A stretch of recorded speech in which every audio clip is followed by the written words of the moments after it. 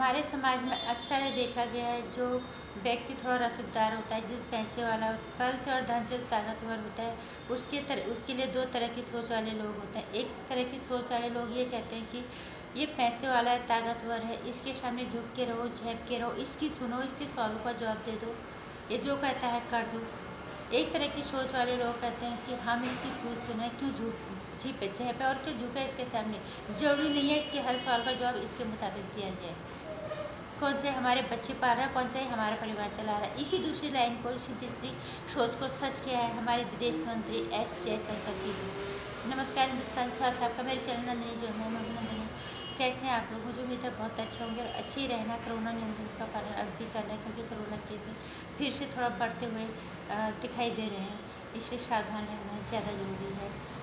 अक्सर ऐसा हुआ है इससे पहले, जब भी हमारे यहाँ के उच्च अधिकारी या मंत्री कभी भी बाहर विदेशी धरती पे गए हैं, तो वहाँ से ज्ञान की बोरी लाद के आ जाते थे और फिर हमारे यहाँ के न्यूज़ चैनलों में न्यूज़ होती थी कि हमारे देश के फला अधिकारी या मंत्री बाहर गए, दोनों नेताओं के बीच में शांतिपूर्ण वार्ता हुई। और हालांकि बस तो उसमें ये मेंशन नहीं होता था कि वहाँ जो वार्ता हुई वहाँ सिर्फ हमारे यहाँ के नेता या अधिकारी सिर्फ सुन के आ गए, उनके ज्ञान की बोरी लाद के आ गए, वहाँ अपने ज्ञान का एक शब्द भी बोल के नहीं आए। उल्टा वहाँ पे वो इंतज़ार करते हैं कि ये क्या ज्ञान देंगे, हम उसको अर्जित करके अपने देश ले जाएं। जैसा ये कहेंगे, जो हम करेंगे, वही हमें करना पड़ेगा, क्योंकि ये ताकतवर है। यही सोच इन्हें आज तक हमें गुलाम बना के रखा। इसके उलट हमारे विदेश मंत्री एस जयशंकर ने जो 3 सवाल के धांसू तरीके से अंदाज में जो जवाब दिया है, वो काबिल तारीफ है। ये जो सोच है ना कि हम ज्ञान की बोरी लाद के आएंगे, जो ये कहेंगे ये हम कर देंगे, इसी सोच ने हमें गुलाम बना के रखा, कभी मुगलों का तो कभी अंग्रेज़ों का। और उसके बाद हम आज़ाद हुए तो 70 साल एक परिवार के इर्द गिर्द घूमते हैं, और उस परिवार ने विरासत में हमें दिया गधा खान, यानी राहुल गांधी, जिसकी सोच ही हिंदुओं को बांटने की है। कभी राम को काल्पनिक बताता है, तो कभी कहते हैं हिंदू को अलग कर दो, हिंदूवादी को अलग कर दो, हिंदुत्व को अलग कर दो, कुछ इस तरह का दिमाग का दही करता, कुछ समझ में नहीं आता। लेकिन इतना समझ में जरूर आता कि ये सोच हिंदुओं को बांटने की है, और यही बांटने वाली सोच ने आज तक 70 साल तक इन्होंने हमारे देश की राज किया था। पहली बार ऐसा हुआ कि भारत की बदलती हुई तस्वीर का ज्वलंत उदाहरण हमें देखने को मिला, जब हमारे विदेश मंत्री ने बहुत ही विनम्रतापूर्वक विनम्रतापूर्वक, लेकिन अंदाज लाजवाब था। सनी देओल वाला नाटा सा कद, पतला सा शरीर, पर काबिल तारीफ उनके 3 सवालों को जवाब दिया, वो आजकल खूब वायरल हो रहे हैं। यही बताता है बदलते भारत की तस्वीर, यही बताता है कि ये नया भारत है, यही बताता है कि हमारे भारत का नेतृत्व कौन सा ताकतवर नेता कर रहा है, और यही बताता है कि हम बहुत जल्द ही ताकतवर देशों की श्रेणी में खड़े हो जाएंगे, जहाँ पे लोग हमारी सुनेंगे। पहली बार हमारे विदेश मंत्री ऐसा हुआ कि वहाँ जाके ज्ञान की बोरी लाद के नहीं आए, बल्कि वहाँ ज्ञान दे के आए। उबले हुए आलू के शकल जैसे उनकी धरती पे उन्हीं की सवालों का जवाब दिया विदेश मंत्री ने। 3 सवाल उनसे पूछे गए, और उन्हीं 3 सवालों का जवाब उन्होंने बेबाक तरीके से दिया, बहुत ही विनम्रतापूर्वक दिया। आक्रामकता थी भाव में, लेकिन दिया बड़े विनम्रतापूर्वक उन सवालों का जवाब। पहला सवाल उन्होंने बोला था कि तुमने रूस से जो है तेल खरीदना जारी रखा, तो उन्होंने बोला कि जितना तेल हम पूरे महीने में खरीदते उतना तो यूरोप एक 2 भरी में खरीद लेता है। तो इस तरह की लेक्चरबाजी हमें देने की ज़रूरत तो बिल्कुल नहीं। पहले उन्होंने थोड़ा सा अलग अंदाज में कहा। और दूसरा सवाल उनका ये था कि दूसरे देशों के साथ आपको संबंध अच्छे बनाने की ज़रूरत है। उन्होंने कहा हर जगह हम क्यों पहल करें भैया, उन दूसरे देशों को भी ज़रूरत है कि हमारे सामने सही संबंध अपने रखें। हम क्यों किसी के सामने जो हम किसी का खा रहे हैं क्या? मतलब दूसरों को भी पहल करनी चाहिए।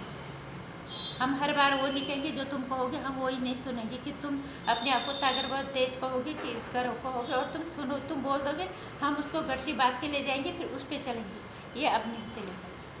तीसरा सवाल, मानवाधिकार हनन पे हम नज़र रखे हुए हैं, वहाँ के पत्रकारों ने पूछा।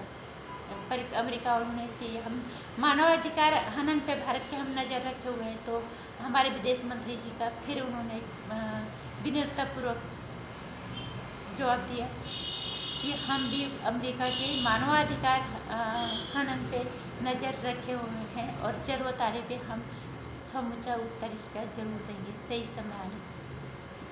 ये है नए भारत की तस्वीर, ये है बदलते भारत की तस्वीर। ये वो भारत है जिसे जिसकी हमें ज़रूरत थी कि हम किसी के सामने क्यों झुके।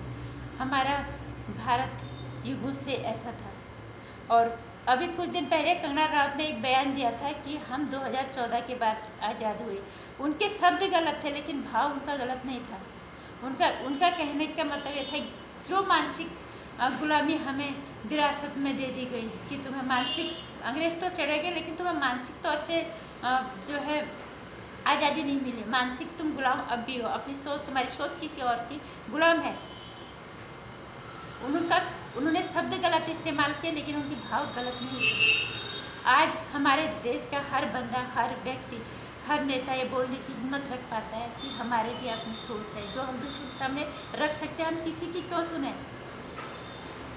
हम सिर्फ शरीर से आज़ाद नहीं हुए, अपनी सोच से भी आज़ाद हुए और ये आज़ादी हमें मिली है 2014 के बाद। हम मानसिक गुलामी से मुक्त हुए हैं। ये 200% सच है। ये साबित किया है हमारे विदेश मंत्री ने और जो काबिल तारीफ है। और इसके लिए हम फिर से कहना चाहेंगे, जो इस तरह की सोच वाले लोग हैं, हिंदू को अलग कर दो, हिंदुत्व को अलग कर दो, हिंदूवाद को अलग कर दो, इनसे दूरी बनाए रखो। तुम किसी भी राजनीतिक पार्टी को पसंद करो, अलग चीज़ है, लेकिन जहाँ बात हिंदुत्व की आती है, एकजुट होके अपनी ताकत दिखाओ। ये ताकत नए भारत की थी जो हमारे विदेश मंत्री बोल पाए, और यही ताकत आप लोगों को अपने अंदर लानी है। इस ताकत में एकता, इस आवाज़ के अंदर ताकत लानी है ताकि हमारा देश मानसिक रूप से आज़ाद हो पाए, अपनी गुलाम मानसिकता से आज़ाद हो पाए और अपनी सोच को बहुत ही मजबूत तरीके से दूसरे के सामने रखने की हिम्मत कर पाए कि हम किसी के गुलाम नहीं हैं। अपनी सोच को रखने का हमें पूरा अधिकार है। नमस्कार। विदेश मंत्री एस जयशंकर जी का अगर ये अंदाज आपको पसंद आया तो वीडियो को लाइक कर दीजिएगा, शेयर कर दीजिएगा ज़्यादा से ज़्यादा, और सब्सक्राइब कर लीजिए चैनल को, और घंटे आइकन जो साथ में इसे भी प्रेस कर दीजिएगा ताकि जो वीडियोस अगले आते रहेंगे उसकी जानकारी आप तक बराबर आती रहेगी। नमस्कार। जय भारत, जय हिंद।